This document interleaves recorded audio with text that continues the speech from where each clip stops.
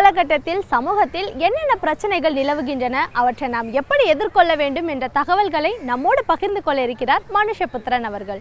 நிகழ்ச்சியில் அடுத்த பகுதியாக வரவிருப்பது தீதும் நன்றும்.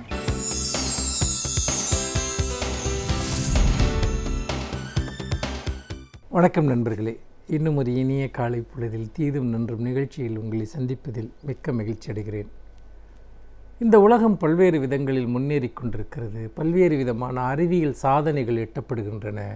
பொருளாதாரம் பல்வேறு விதங்களில் வளர்ந்து கொண்டிருக்கிறது. உலகளாவிய ஒரு பொருளாதார சூழல் ஏற்பட்டிருக்கிறது என்றெல்லாம் பல்வேறு விதமான வளர்ச்சி குறித்த, முன்னேற்றம் குறித்த, மனிதர்களுடைய வெற்றி கதைகள் குறித்த செய்திகளை நாம் தொடர்ந்து படிக்கிறோம், கேட்கிறோம். ஆனால் இந்த உலகத்தினுடைய இந்த வெற்றிகளுக்கும் சாதனைகளுக்கும் பின்னே இன்னொரு இருண்ட பக்கம் இருக்கிறது. அதாவது மனிதர்கள் பல்வேறு நிலைகளில் ஒடுக்கப்பட்டவர்களாக, வேதனைகளை அனுபவிக்கக்கூடியவர்களாக, தங்களுக்கான உரிமைகள் அற்றவர்களாக, பல்வேறு சமூகம் சார்ந்த காரணங்களால், இயற்கை சார்ந்த காரணங்களால் நியாயம் மறுக்கப்பட்டவர்களாக உலகின் பெரும்பகுதி மக்கள் வாழ்ந்து கொண்டிருக்கிறார்கள்.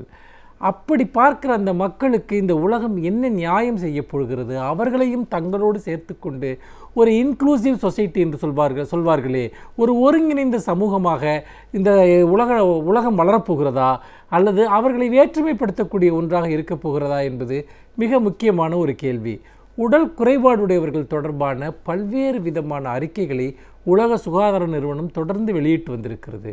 அவர்களுடைய உடல்நலம் சார்ந்த பிரச்சனைகள், அவர்களுடைய சமூக பிரச்சனைகள், பொருளாதார பிரச்சனைகள் என்று பல்வேறு விதமான விஷயங்களை பற்றிய ஏராளமான ஒரு புள்ளி விவரங்கள் வெளிவந்திருக்கின்றன. செய்யப்பட வேண்டியவைகள் குறித்த மிக விரிவான அறிவுறுத்தல்கள் காட்டப்பட்டிருக்கின்றன. தமிழகத்தில் சமீபத்தில் இந்த மாற்றுத்திறனாளிகள் தொடர்பான ஒரு அரசாணையை எரிப்பதற்கான போராட்டத்தை தமிழகத்தில் இருக்கக்கூடிய மாற்றுத்திறனாளிகள் மேற்கொண்டார்கள். அந்த அரசாணையின்படி 50% மேல் உடல் குறைபாடு உடையவர்கள் தான் அரசினுடைய உதவி திட்டங்களை பெற முடியும். அதே போல் ஆதரவற்றவர்களாக இருக்கக்கூடியவர்கள் தான் அந்த உதவி திட்டத்தை பெற முடியும் என்கிற விதமாக சொல்லப்பட்ட அந்த அரசாணையை எதிர்த்து தான் அவர்கள் இந்த போராட்டம் நடத்தினார்கள். இந்த சூழ்நிலையில் ஒரு அரசே இதுபோல இந்த பிரச்சனைகளை இந்த அளவிற்கு மேம்போக்காகவும் இதயமற்ற வகையிலும் அணுகுகிற போது சமூகத்தினுடைய யதார்த்தம் என்பது நிச்சயமாக இன்னும் கொடூரமாக இருக்கும் என்பதில் எந்தவிதமான சந்தேகமும் இல்லை. சமீபத்தில் தமிழக ஆளுநர் ரோசையா அவர்கள் ஒரு நிகழ்ச்சியில் பேசுகிற போது இந்த பிரச்சனையை சுட்டிக்காட்டி அவர் விரிவாக பேசுகிறார். அதிலே அவர் சுட்டிக்காட்டக்கூடிய ஒரு விஷயம் என்பது, அதாவது வளரும் நாடுகளில் இருக்கக்கூடிய இந்த மாற்றுத்திறனாளிகளில் 90% பேர் கல்வியறிவற்றவர்களாக இருக்கிறார்கள் என்கிற ஒரு உண்மையை சுட்டிக்காட்டுகிறார். பொதுவாகவே எந்த ஒரு சமூக பிரிவு கல்வியறிவற்றதாக இருக்கிறதோ அந்த சமூக பிரிவு மிக கடுமையாக ஒடுக்கப்பட்ட ஒரு பிரிவாக இருக்கிறது என்பது வரலாறு நமக்கு காட்டக்கூடிய உண்மை. ஒரு காலகட்டம் வரைக்கும் பெண்கள் இங்கு படிப்பதற்கு அனுமதிக்கப்படவில்லை. காரணம் என்ன? பெண்கள் சமூகத்தில் மிக ஒடுக்கப்பட்ட பிரிவினராக இருந்தார்கள். அதனால் அவர்கள் கல்வி கற்க அனுமதிக்கப்படவில்லை. ஒரு காலகட்டம் வரைக்கும் தாழ்த்தப்பட்ட மக்கள், தலித்துகள் படிக்க அனுமதிக்கப்படவில்லை. காரணம் என்ன? அவர்கள் சமூகத்தில் மிக ஒடுக்கப்பட்ட பிரிவினராக இருந்தார்கள். இப்படி சமூகத்தில் யாரெல்லாம் கல்வியறிவற்றவர்களாக இருக்கிறார்களோ அவர்களெல்லாம் சமூகத்தினுடைய நியதிகளாலும் பல்வேறு விதமான ஏற்பாடுகளாலும் புறக்கணிக்கப்பட்டவர்களாக இருப்பதுதான் வரலாறு. அந்த அளவுகோலின்படி நீங்கள் பார்த்தால் இந்த மாற்றுத்திறனாளியாக இருக்கக்கூடியவர்களில் 90% பேருக்கு கல்வி கிடையாது என்பது மாற்றுத்திறனாளிகளாக இருக்கக்கூடியவர்களுடைய சமூக நிலை குறித்த ஒரு ஆதாரமான ஒரு புள்ளி, அதை புரிந்து கொள்வதற்கான ஒரு அடிப்படை அளவுகோல் என்பதை நாம் மறந்துவிடக்கூடாது. எதற்காக அவர்கள் கல்வி கற்பதில்லை என்பது மிக முக்கியமான விஷயம். அப்படி பார்க்கிற போது மாற்றுத்திறனாளிகளாக இருக்கக்கூடியவர்களில் பெரும்பாலானோர் அவர்கள் ஒரு இயல்பான ஒரு வாழ்க்கையை அவர்கள் கற்பதிலோ தொழில் செய்வதிலோ அவர்களுக்கு எந்த தடையும் இல்லை என்பதைத்தான் உலகம் முழுக்க இருக்கக்கூடிய பல நாடுகள் நிரூபித்திருக்கின்றன. அவர்கள் அந்த சமூகத்தில் இருக்கக்கூடிய மக்களை ஒரு ஒருங்கிணைந்த சமூகமாக, மாற்றுத்திறனாளிகளாக இருக்கக்கூடியவர்களை இணைத்து கொண்டு அந்த சமூகங்கள் முன்னேறுகின்றன. ஆனால் நம்முடைய சமூகத்தில் ஒரு குடும்பத்தில் தொடங்கி கல்வி நிலையங்களில், பணியிடங்களில் அவர்கள் அந்நியர்களாக பார்க்கப்படுகிறார்கள். இது ஒரு மிக மிக முக்கியமான ஒரு விஷயம். அந்த இடத்தில் அவர்கள் விரும்பத்தகாதவர்களாக பார்க்கப்படுகிறார்கள். இதன் காரணமாக பொதுவாக உடல் குறைபாடுடைய குழந்தைகள் அல்லது கொஞ்சம் மனம் நலம் சார்ந்த குறைபாடுடைய குழந்தைகள் இவர்களை பள்ளிக்கு வருவதை பள்ளி நிர்வாகம் பெரும்பாலும் ஊக்கப்படுத்துவதில்லை. அந்த குழந்தைகள் அனுமதிக்கப்படுவதில்லை. அப்படியே அனுமதிக்கப்பட்டாலும் அவர்களுக்கு உரிய வசதிகள் அங்கு இருப்பதில்லை. இதன் காரணமாக பல உடல் அல்லது மனக்குறைபாடுடைய குழந்தைகள் பள்ளிக்கு செல்ல ஆரம்பித்தால் கூட, அவர்களை போராடி பள்ளியில் சேர்த்தால் கூட சிறிது காலத்தில் அவர்கள் பள்ளியை விட்டு நின்று விடுவது என்பது பரவலாக இருக்கிறது. இன்னொன்று, நம்முடைய குடும்பங்களிலுமே அத்தகைய ஒரு அணுகுமுறை இருக்கிறது.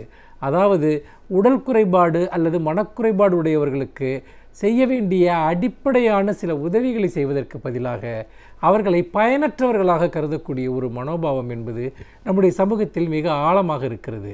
அப்படி ஏனென்றால் நம்முடைய சமூகத்தில் யாராவது ஒருவரை கல்வி கற்க அனுப்புகிறார்கள் என்றால் அவர்கள் மூலமாக பொருளாதார ரீதியாக ஏதாவது ஒரு ஆதாயம் கிடைக்கும் என்கிற அடிப்படையில் தான் நிறைய குடும்பங்களில் பிள்ளைகளை படிக்க வைக்கிறார்கள். அப்படி பார்க்கிற போது இவர்களை படிக்க வைத்தாலும் இவர்களால் பொருளாதார ரீதியாக பொருளீட்ட முடியுமா என்கிற ஒரு அடிப்படை மனோபாவம் ஊறிப்போயிருக்கிறது. அதன் காரணமாக அவர்கள் வெறுமனே ஒரு சுமைகளாகவோ அல்லது ஏதோ உதவி செய்யப்பட வேண்டியவர்களாகவோ மட்டுமே தான் பார்க்கப்படுகிறார்கள். அப்படிப்பட்ட சூழ்நிலையில் நிறைய குழந்தைகள், உடல் குறைபாடுடைய குழந்தைகள், மனக்குறைபாடுடைய குழந்தைகள் வீடுகளிலேயே விடப்பட்டு விடுகிறார்கள். வீடுகளில் அவர்கள் ஒரு தாவரங்களைப் போல விடப்பட்டு விடுகிறார்கள். இந்த தாவரங்களைப் போல அங்கேயே இருந்து கொண்டிருக்கிறார்கள். இது இந்தியா முழுக்க இது நடந்து கொண்டிருக்கிறது. ஆசிய நாடுகள், பெரும்பாலான நாடுகளில் இந்த உடல் குறைபாடுடைய மனக்குறைபாடுடைய குழந்தைகளுடைய நிலை அதுதான். அவர்களுக்கான சிறப்பு பள்ளிகள் மிகவும் குறைவு, அவர்களுக்கான தேர்ச்சி பெற்ற ஆசிரியர்கள் குறைவு, அரசு அவர்களுக்கான சிறப்பு நிதி ஒதுக்கீடுகளை போதுமான அளவு செய்வதில்லை, அவர்களுக்கான அடிப்படை கட்டுமானங்களை கல்வி நிலையங்களில் உருவாக்குவதில்லை.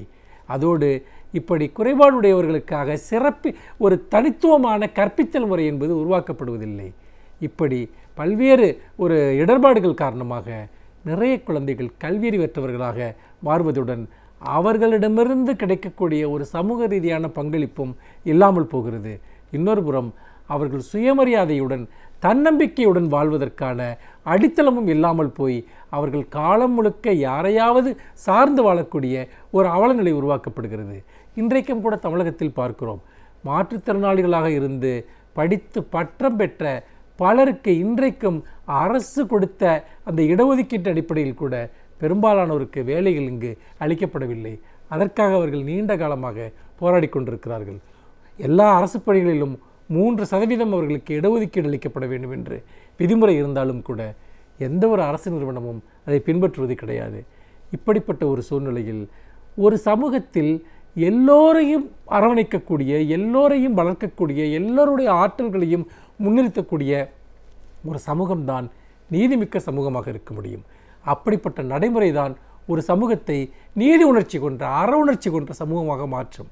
மாறாக பாதிக்கப்பட்டவர்களை மேலும் பாதிப்பிற்குள்ளாக்குவது, விலக்கப்பட்டவர்களை மேலும் மேலும் விலக்குவது, இதுதான் இந்த சமூகத்தினுடைய நடைமுறை என்று சொன்னால் ஒடுக்கப்பட்டவர்கள் இன்னும் எவ்வளவு காலத்திற்கு, இயற்கையாலோ சமூகத்தாலோ புறக்கணிக்கப்பட்டவர்கள், வஞ்சிக்கப்பட்டவர்கள் இன்னும் எவ்வளவு காலத்திற்கு, எத்தனை தலைமுறைகளுக்கு அந்த தண்டனைகளை அனுபவிக்க வேண்டும் என்பது நம்முடைய மனசாட்சியின் முன்பு, சமூகத்தின் முன்பு இருக்கக்கூடிய அடிப்படையான கேள்வி.